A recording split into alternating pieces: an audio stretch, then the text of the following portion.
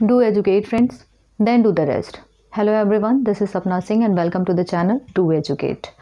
पिछली क्लास में हमने बात की थी सीरीज़ और पैरेलल कनेक्शंस के बारे में। आज देखेंगे कि एक न्यूमेरिकल देखेंगे जिससे मतलब क्या है कि इससे आपका एक कॉन्सेप्ट जो होगा वो बिल्डअप हो जाएगा, जिससे आपको आगे न्यूमेरिकल सॉल्व करने में काफ़ी चीज़ें आपको ईजी लगेंगी कि हाँ इस तरीके से, क्योंकि एक कॉन्सेप्ट अगर क्लियर हो जाता है तो चीज़ें हम आराम से सॉल्व कर सकते हैं। इस टाइप का कोई भी अगर न्यूमेरिकल आता है या कोई भी चीज़ ऐसी पूछी जाती है तो आप आराम से कर सकते हो। यहाँ पे हमने एक बार लिया है, बार में कुछ पॉइंट्स लिए हैं हमने। ये पॉइंट ए है, ये पॉइंट बी है, ये सी है, डी और ई, ये इस तरीके से हमने पॉइंट्स लिए हैं। ई पे 2p फोर्स लग रहा है, डी पे 4p फोर्स लग रहा है, सी पे 10p का फोर्स लग रहा है और बी पॉइंट पे p फोर्स लग रहा है। बार है, बार पे पॉइंट्स है, ये प्रिज्मेटिक बार है। यहाँ पे प्रिज्मेटिक मीन्स कि इनका एरिया तो चेंज हो नहीं रहा है, एरिया तो कांस्टेंट है। यहाँ पे भी सेम एरिया, यहाँ पे भी क्रॉस सेक्शन एरिया इनका सेम है और पॉइंट्स पे अलग अलग लोड लग रहे हैं। तो लोड तो लग रहा है, लेकिन ऐसा न्यूमेरिकल तो हमने पहले भी देखा था, प्रीवियस क्लास में भी हमने एक न्यूमेरिकल देखा था। लेकिन यहाँ पे क्या है, यहाँ पे डायरेक्शन की बात हो रही है। यहाँ ये इंपॉर्टेंट इसलिए क्योंकि यहाँ पे डायरेक्शन अलग अलग है। ये 2p इस साइड लग रहा है, p 4p जो है इधर लग रहा है, 10p मतलब अलग अलग डायरेक्शंस में फोर्स लग रहे हैं। तो उसको ऐसे न्यूमेरिकल को कैसे सॉल्व करना है, तो क्या होता है कि ये 2p 4p हम एक ईजी स्टेप लेंगे कि जो फोर्स जिस डायरेक्शन में लग रहा है उसको एक साइड लिख लेंगे, राइट। 10p है, ये एक तरीके से इधर, एक डायरेक्शन इधर है, दूसरी डायरेक्शन इधर है। इधर कौन कौन से लग रहे हैं इस डायरेक्शन में, जो कि बाहर की तरफ जा रहा है, इस साइड बाहर की तरफ एक जा रहा है आपका p है, दूसरा 4p है और तीसरा है 2p। बाहर की तरफ जो जा रहा है वो क्या है, सिर्फ और सिर्फ 10p है। क्या करेंगे, इधर इसको जोड़ लेंगे, ये क्या है 6p 7p और इधर आएगा सिर्फ और सिर्फ 10p, क्योंकि और कोई फोर्स ही नहीं है। अगर इसी डायरेक्शन में अगर 3p 2p कुछ भी अगर फोर्स लगता तो हम उसको भी इसमें ऐड कर लेते। तो हमें पता चल गया कि 7p का फोर्स इधर लग रहा है और 10p का फोर्स इधर लग रहा है। पता चल गया हमें कि 7p टोटल जो है फोर्स 7p का इस साइड लग रहा है और 10p का फोर्स दूसरी डायरेक्शन में लग रहा है। तो देखेंगे क्या इसमें करना क्या है। अगर हमें पता है कि अगर एक साइड की चीज़ें होती हैं, हमने प्लस किया, इधर आ रहा था तो हमने इधर वाली चीज़ों को ऐड कर लिया, जो दूसरी साइड जा रहा था दूसरी वाली चीज़ों को भी हम ऐड कर लेंगे। लेकिन अगर डायरेक्शन चेंज है, एक इधर आ रहा है एक इधर आ रहा है, तो मतलब क्या हम वहाँ पे माइनस यूज़ करते हैं। तो माइनस यूज़ करते हैं तो ये 7p और 10p क्या आएगा, माइनस हो जाएगा, बचेगा क्या आपका 3p। लेकिन 3p बच गया, इसकी डायरेक्शन क्या होगी, बड़ा कौन सा है, 10p बड़ा है। ये देखो आप 7p या 10p, 10p में बड़ा है, 10p की डायरेक्शन क्या है आगे की तरफ, तो मतलब 10p इधर लग गया। लेकिन यहाँ पे बात ख़त्म नहीं होती कि 3p क्या है कि हम ये निकाल क्यों रहे हैं। ये निकाल इसलिए रहे हैं क्योंकि हमें यहाँ पे पता करना है कि अलग अलग सेक्शन पे फोर्स कितना लग रहा है। AB सेक्शन पे कितना फोर्स लग रहा है या AB सेक्शन पे स्ट्रेस कितना लग रहा है। फोर्स पता होगा तो स्ट्रेस हम ऑटोमेटिकली निकाल लेंगे। BC पे कितना स्ट्रेस लग रहा है, CD पे कितना स्ट्रेस लग रहा है या DE पे कितना स्ट्रेस लग रहा है। तो स्ट्रेस को कैलकुलेट करने के लिए हमें फोर्स का पता होना चाहिए। अगर हमें फोर्स पता होगा तो ईजिली हम स्ट्रेस कैलकुलेट कर लेंगे। फोर्स का क्या है, फोर्स हमने देख लिया कि ये एक साइड में ये फोर्स लग रहा है, दूसरी साइड में दूसरे फोर्स लग रहे हैं। एक साइड वाले को जोड़ लेंगे, दूसरी साइड वाले को भी जोड़ लेंगे। यहाँ पे नहीं जोड़ पा रहे हैं, क्यों, क्योंकि यहाँ पे कोई दूसरी डायरेक्शन में और कुछ दिया नहीं है 10p के अलावा। क्या करेंगे, अब दोनों के साइड साइंस लिख लेंगे। ये साइन इधर जा रहा है, ये इधर जा रहा है, अपोजिट डायरेक्शन में होते हैं तो क्या करेंगे, उसको माइनस कर लेंगे। माइनस करने के बाद क्या आ रहा है यहाँ पे 3p। साइन कौन सा लेंगे, जो बड़ा होगा, बड़ा कौन सा है 10p। 10p का साइन बाहर की तरफ इधर, तो बाहर की तरफ हमने इधर ले लिया। लेकिन ये करने के बाद 3p तो आ गया, ये हम रिएक्शन निकाल रहे हैं यहाँ पे, क्योंकि रिएक्शन पता होना चाहिए। कोई भी बॉडी पे अगर लोड लग रहा है तो रिएक्शन क्या होगा वो हमें पता होना चाहिए। रिएक्शन निकालने के बाद ही हम पूरी तरीके से कैलकुलेशन कर सकते हैं। इसलिए ऐसी बॉडीज़ में जो फिक्स होती हैं और उन पे डिफरेंट टाइप के लोड्स लगते हैं, या फिर लोड नहीं भी लगते डिफरेंट टाइप के, अगर एक लोड होगा तो उसका इक्वल एंड अपोजिट रिएक्शन लग जाएगा वहाँ पे। तो यहाँ पे क्या हो गया, इसका रिजल्टेंट क्या आया 3p, मतलब रिएक्शन, रिजल्टेंट नहीं कहते इसको, इसका रिएक्शन क्या आ रहा है 3p। 3p इस डायरेक्शन में, ये तो ये बता रहा है कि ये फोर्स 3p इतना इस डायरेक्शन में ज़्यादा है, 3p फोर्स इस डायरेक्शन में ज़्यादा है। तो रिएक्शन कहाँ लगेगा, रिएक्शन उसके जस्ट अपोजिट होता है। 3p अगर ज़्यादा है तो रिएक्शन क्या हो जाएगा, अपोजिट डायरेक्शन में लगेगा। तो ये 3p क्या हो गया, ये आपका रिएक्शन आ गया। समझ में आ रहा है क्या है, एक बार फिर से देखो, ये 3p रिएक्शन हमने लगा दिया, ठीक है। फिर से लिखते हैं, ये 3p है, एक साइड लिख लेते हैं, ये हमने 3p फोर्स लगा दिया। फिर उसके बाद क्या है, इधर p है, फिर क्या है 4p है, और ये 2p है। इस साइड कौन सा लग रहा है, 10p लग रहा है। जोड़ो दोनों को, क्या आएगा, यहाँ पे 10p आ जा रहा है और ये भी क्या है 10p आ जा रहा है। तो अगर ये इधर 10p है, ये इधर 10p है, तो रिजल्टेंट क्या होगा, 0 हो जाएगा। तो इसीलिए हम रिएक्शन हमने निकाला है। ये चीज़ समझ में आ गई होगी कि किस तरीके से चीज़ों को करते हैं। कुछ नहीं करना, डायरेक्शन का खेल है सारा। डायरेक्शन देखेंगे, कौन सा फोर्स कौन सी डायरेक्शन में लग रहा है, उसका रिजल्टेंट निकालेंगे। रिजल्टेंट निकालना मतलब उसके अपोजिट डायरेक्शन में रिएक्शन लगेगा। रिएक्शन लग गया, रिएक्शन के बाद हम आगे चीज़ों को डिस्कस करेंगे। ये तो बात हो गई सिर्फ और सिर्फ रिएक्शन निकालने की, ठीक है। ये रिएक्शन हमने निकाल दिया।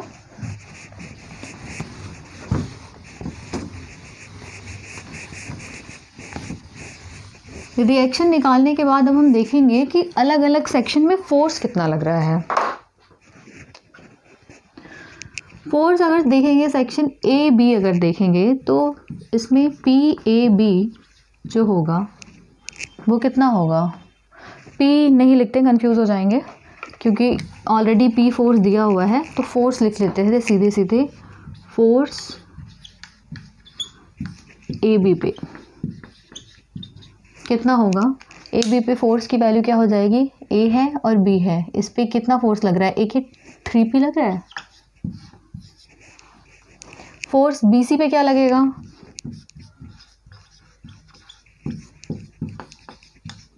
डायरेक्शन ध्यान देंगे 3p इधर,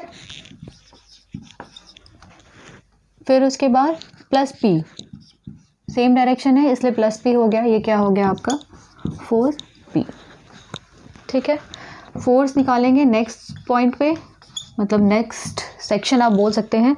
BC is done, now CD। CD में क्या है, 3p इस डायरेक्शन में, प्लस p उसी डायरेक्शन में, लेकिन माइनस 10p, क्योंकि 10p की डायरेक्शन क्या है, दूसरी है, तो वहाँ पे हम माइनस का साइन यूज़ करेंगे। आएगा क्या यहाँ पे -6p, मीन्स माइनस का साइन, इट मीन्स कि 6p कॉम्प्रेसिव, राइट। CD के बाद आएंगे DE पॉइंट पे, फोर्स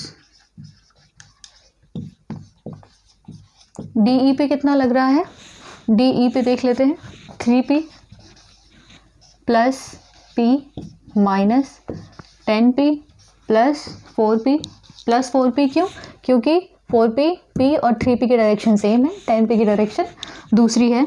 यहाँ पे क्या आ जाएगा 3 4 4 4 8 means minus 2p, again compressive in nature, 2p compressive. I hope आपको लोड और रिएक्शन निकालना आ गया होगा।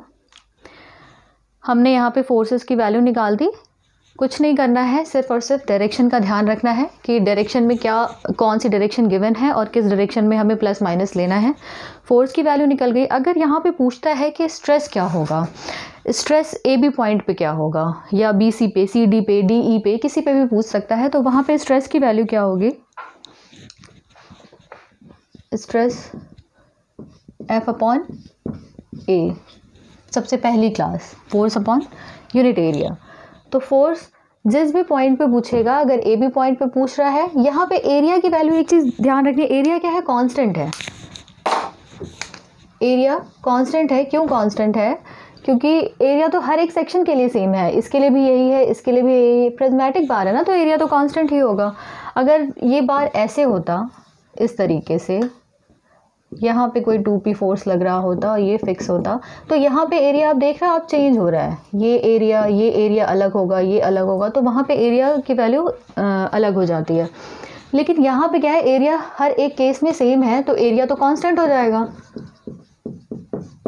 लेकिन फोर्स की वैल्यू डिफर करेगी। फोर्स अगर ए बी सेक्शन पे निकालना है तो एफ ए बी निकाल देंगे, यहाँ सिग्मा ए बी है, एफ ए बी की वैल्यू क्या है 3p अपॉन ए।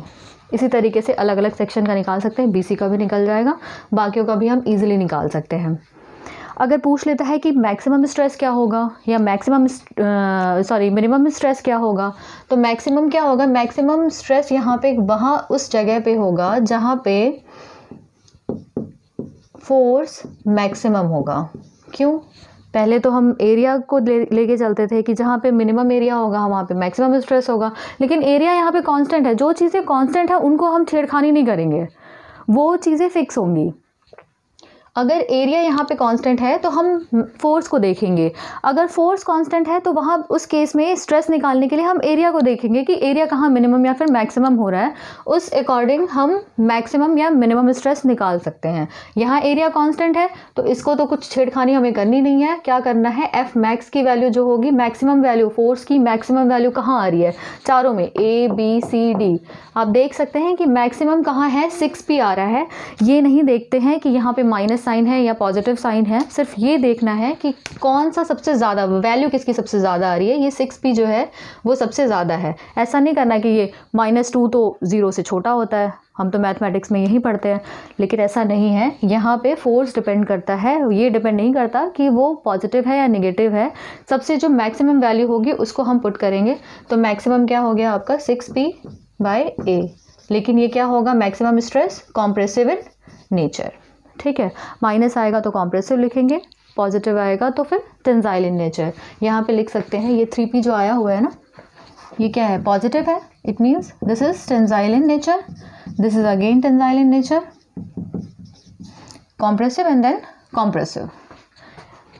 ये हो गया, हमने स्ट्रेस के बारे में देख लिया। मिनिमम स्ट्रेस भी इसमें पूछ सकता है कि मिनिमम स्ट्रेस क्या होता है, तो वहाँ पे फोर्स की एरिया कांस्टेंट है तो फोर्स क्या लेंगे, मिनिमम फोर्स लेंगे। मिनिमम फोर्स क्या है, 2p आया है। टेंसाइल हो चाहे कॉम्प्रेसिव हो उससे फ़र्क नहीं पड़ता, वो सिर्फ ये देखता है कि आपकी यूनिट कितनी आई है, आपका कितने यूनिट का फोर्स लग रहा है। ये तो हो गई बात स्ट्रेस और लोड निकालने की। रिएक्शन निकालना हमने देख लिया, डायरेक्शन भी निकालना हमने देख लिया, उसके बाद लोड कितना लग रहा है ये भी देख लिया, स्ट्रेस कैसे निकालेंगे जब एरिया कांस्टेंट हो वो भी हमने देख लिया। अब देखते हैं अगर इसमें बोल देता है कि डिफॉर्मेशन की वैल्यू क्या आ रही है, डिफॉर्मेशन कैसे निकालेंगे। तो डिफॉर्मेशन के लिए ये क्या है, एक तरीके से हम इसको क्या अज्यूम कर सकते हैं, सीरीज़ कनेक्शन है। ये सीरीज़ कनेक्शन में हम क्या करते हैं कि जो डिफॉर्मेशन होता है सबका समेशन होता है। अगर आपको नहीं समझ में आ रहा तो आप प्रीवियस क्लास देख लीजिए, आपके सारे डाउट्स क्लियर हो जाएंगे। सीरीज़ कनेक्शन में डिफॉर्मेशन क्या होता है, सबका समेशन होता है। अगर टोटल डिफॉर्मेशन अगर कोई पूछ ले कि इस बार में टोटल डिफॉर्मेशन क्या होगा, तो सबका समेशन होगा। इट मीन्स कि delta A B plus delta B C plus delta C D plus delta D E, ये चीज़ है टोटल डिफॉर्मेशन। डेल्टा की वैल्यू हमें पता है, डिफॉर्मेशन क्या होता है, PL/AE, PL/AE। बार सेम है, ठीक है, सबकी L लेंथ दे रखी है, ये भी L है, L लेंथ में कोई चेंज आना नहीं है, ठीक है। एरिया कांस्टेंट है, एरिया में कोई चेंज आना नहीं है। हम ये मान के चल रहे हैं कि मॉड्यूलस ऑफ इलास्टिसिटी पूरे बार की जो है वो सेम है, तो LAE ये तीनों तो हो जाएंगे कांस्टेंट। तो फार्मूला लिखने की वैसे ज़रूरत नहीं है, लेकिन चलो फिर भी लिख लेते हैं। PLAE कौन से सेक्शन में है ये, सबसे पहले AB सेक्शन में, PLAE BC में, PLAE CD में, PLAE DE सेक्शन में। ठीक है, ये थोड़ा सा एडजस्ट करना पड़ेगा, बोर्ड थोड़ा छोटा है यहाँ पे।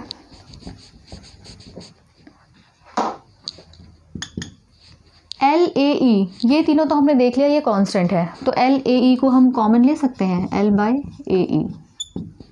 बचेगा क्या, लोड ए बी पॉइंट पे क्या लग रहा है, हमने निकाल दिया है। लोड मीन्स फोर्स कितना लग रहा है ए बी पे, 3P टेंजाइल। माइनस प्लस का साइन हमेशा याद रखना है, क्योंकि अगर वो नहीं ध्यान रखेंगे हमारा आंसर कभी भी सही नहीं आएगा। तो 3P क्या है, टेंजाइल है, तो ये क्या हो जाएगा 3P plus 3P। Again BC पे लोड कितना है 4P, this is plus 4P, tensile nature का ये भी है। CD पे कितना फोर्स आ रहा है 6P, लेकिन माइनस का। अगेन DE पे कितना आ रहा है 2P, compressive in nature means minus 2P आया क्या यहाँ पे। इसको इरेज कर देती हूँ अब, क्योंकि अब इसकी ज़रूरत नहीं है हमें। जिन चीज़ों की ज़रूरत होती है इंसान को वो करना पड़ता है, पढ़ने की ज़रूरत है तो पढ़ना पड़ेगा। तो L/AE 3P 4P कितना हो गया ये 7P माइनस 8P, क्या हुआ 7P minus 8P, that is minus P L/AE। It means कि P L/AE again compressive in nature. ये क्या निकला, टोटल डिफॉर्मेशन। इस तरीके के क्वेश्चन को ऐसे ही सॉल्व करते हैं। क्या है, कोई बार है, फिर से एक बार देख लेते हैं, थोड़ा क्विक रिवीजन कर लेते हैं इसका कि क्या इसमें बताया गया है। ये एक बार है, बार में अलग अलग पॉइंट्स पे लोड दिए गए हैं। प्रिज्मेटिक बार है, प्रिज्मेटिक मीन्स कि एरिया उसका सेम होगा। क्या करेंगे, सबसे पहले रिएक्शन को फाइंड आउट करेंगे। रिएक्शन को कैसे निकालना है, डायरेक्शन देखनी है फोर्स की कि फोर्स किस डायरेक्शन में आ रहा है। फाइनल जो फोर्स आएगा उसके जस्ट अपोजिट डायरेक्शन में रिएक्शन लगेगा। उसके बाद फोर्स की वैल्यू निकाल लेंगे अलग अलग सेक्शन में। जहाँ पे मैक्सिमम स्ट्रेस कहाँ पे होगा, एरिया कांस्टेंट है तो जहाँ पे फोर्स मैक्सिमम होगा वहाँ पे स्ट्रेस मैक्सिमम होगा, जहाँ पे फोर्स मिनिमम होगा वहाँ पे स्ट्रेस मिनिमम होगा। ये फोर्स और स्ट्रेस निकालने के बाद हमने डिफॉर्मेशन को देखा। डिफॉर्मेशन क्या है, सीरीज़ कनेक्शन है। सीरीज़ में डिफॉर्मेशन क्या होता है, सब अलग अलग सेक्शन के डिफॉर्मेशन का समेशन होता है। समेशन करने के बाद हम डायरेक्शन को हमेशा याद रखेंगे, पॉजिटिव है तो पॉजिटिव, नेगेटिव है तो नेगेटिव, उसको सॉल्व करते जाएंगे और जो फाइनल होगा वो आंसर आपका होगा। और अगर माइनस आ रहा है तो कॉम्प्रेसिव लिखेंगे, अगर फाइनल आंसर पॉजिटिव आ रहा है तो ब्रैकेट में हम टेंसाइल लिख देंगे। बस यही चीज़ें हैं इनमें जो देखनी थी हमें। तो ठीक है, आज के लिए इतना ही, मिलते हैं नेक्स्ट क्लास में। Thank you.